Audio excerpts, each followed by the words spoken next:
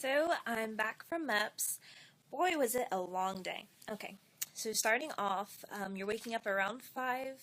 This is if you stayed in the hotel. Some people got to drive over there with their recruiter. Obviously, we were out of town, so we had to stay at the hotel. So we woke up at 5, had to be down to breakfast at 5:30, and then the bus is there at 6.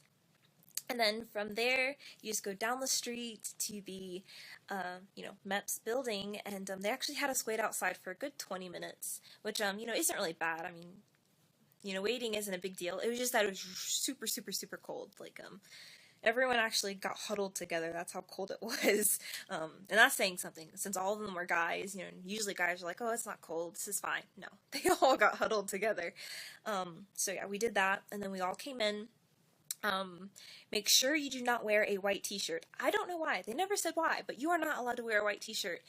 Do not wear inappropriate clothing. I got lucky. There were 2 other girls. They drove over with their recruiter, so I didn't have to be the only girl anymore, which kind of calmed my nerves a little bit. But one of them wore this see-through shirt. It had a cutout in the back. It was completely see-through, and then she had a cameo underneath it. And basically, they gave her a t-shirt and made her change. So yeah, don't wear anything like that. Take out all your jewelry, even studs. Take them out. Belly rings. Take them out. Whatever ring you have, just take it out. And then you put all of your belongings in these cubbies. So your overnight bag, your phone, you put all that there, so you have absolutely nothing but your paperwork with you. And they also make you take off your jacket. So yes, if you're going in winter, it's freaking cold.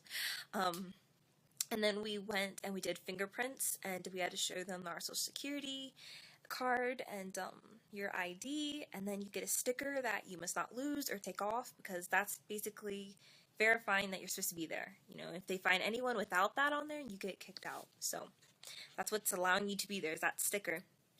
So after that, we went into this room, everyone, and we got briefed. It was very, very long. It was a lot of paperwork. Basically, it's just going over all of the questions that your recruiter asked you when you were first filling out the application. All of have you ever been to the hospital? Do you have some type of STD? Just every single question you could think of, they've asked it. What type of allergies do you have? Have you ever, went to the doctor because of allergies? Everything in your life you're supposed to put it down on here. And, after that, well, actually, no. So you sign a whole bunch of paperwork, and then they actually give you a breathalyzer. After your breathalyzer and all your paperwork's done, this took about 40 minutes. There was quite a lot of us in there. We went down the hall, and we all did our urine samples. And, so they tell you ahead of time to drink lots of water. I drank 3 cups of coffee, cups of water, and then, they have you pee. Of course, we had that one girl who just could not pee, and, she slowed down everything, which was kind of annoying.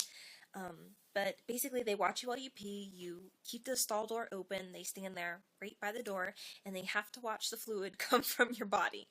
That's how she described it. She has to see that. So you do that, and then they do all the tests right in front of you. I know for sure I spotted a pregnancy test. Thankfully, no one was pregnant. I asked, have you ever, had to tell someone they were pregnant? She's like, yes. It's like, oh my god. And then they did some other tests, but I wasn't sure what they were.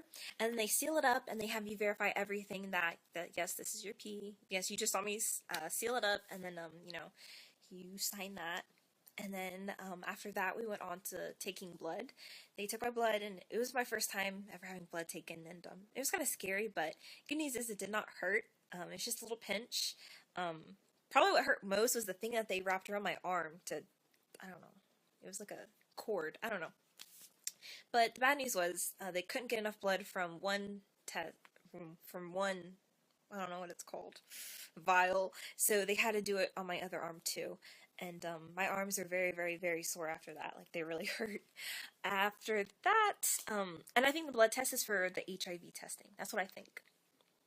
It's either, yeah, it probably has to be blood. After that, you go on to, hearing, and it's basically in a really, really small little room. It's not airtight. What would it be called? Sound tight, perhaps? And They just do different tones in your headphones, and you have to click this little thing for every time you hear it. That took about 10 minutes. It was pretty quick. You know, you have other people in there too. That's what takes so much time. Just is that there's other people. If you're just doing this by yourself, you'd be done so quickly with everything. After that, you go into vision.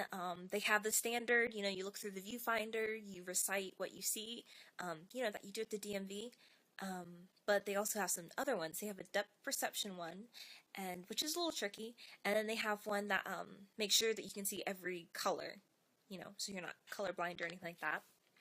After that, they took blood pressure, and then you talk with the doctor, and at first he asks you, you know, your name, your age, and then he goes over everything that you filled out in the paperwork, just to make sure that your story doesn't change up, and, you know, just get everything verified. If your story does change, and there's something that you did not put down before, and you're like, oh gosh, I did go to the doctor this time for broke pinky back in the 4th grade, you've just screwed yourself. That will definitely put you behind a little bit with paperwork and everything else. So definitely, you know, if something does come to your mind after the fact, basically the best thing to do is let your recruiter know so he can change all of it rather than getting disqualified from MEPS. So after that, well, I'm not sure if they disqualify you, but it definitely is going to push you back a little bit. After that, try to remember everything. Vision, hearing. Oh, it's time for the medical exam, and this is where you split up girls with girls, boys with boys, and for girls, you get down into your bra and underwear, and they have you go through everything. Sometimes you'll do the windmill.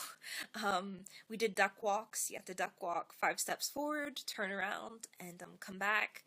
Some things where they'll just have you showing that you have wrist movement, do the same thing with your feet. You do high knees, all kinds of things. There's about 20 of them. So they make sure you can do that, and they definitely were listening for popping in your joints and, you know, stuff like that.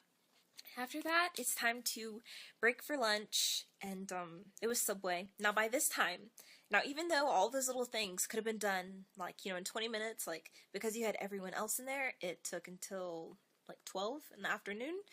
So yeah, it's definitely a long day. So you break for lunch, and then after lunch, you go meet with your liaison, and basically, for each branch, you have a representative, and that's where you pick your jobs. So Marine have one, Army has one, Navy, and then Air Force. We actually had 2 people, and you talk with them, and you pick out jobs, and you put them all down on a job list, and, you know, if perhaps your job is eligible for a signing bonus, you know, you get all of that in writing there, and then you sign your contract.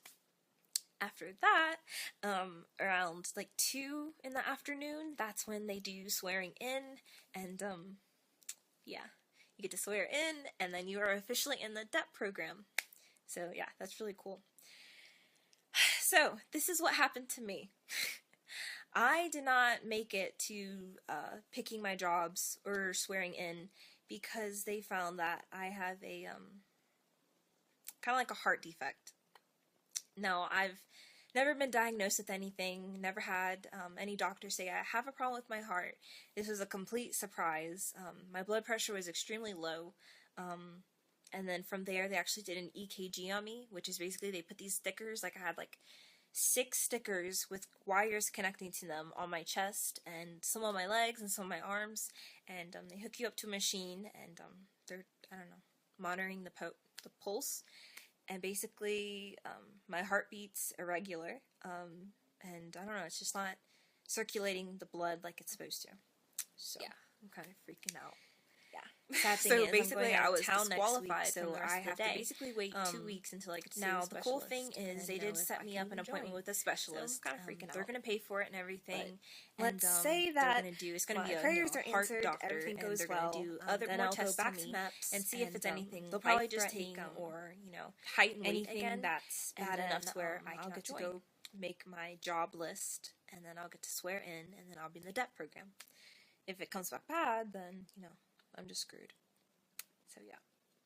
That's everything. If you guys have any questions, feel free to comment. I hope this was helpful.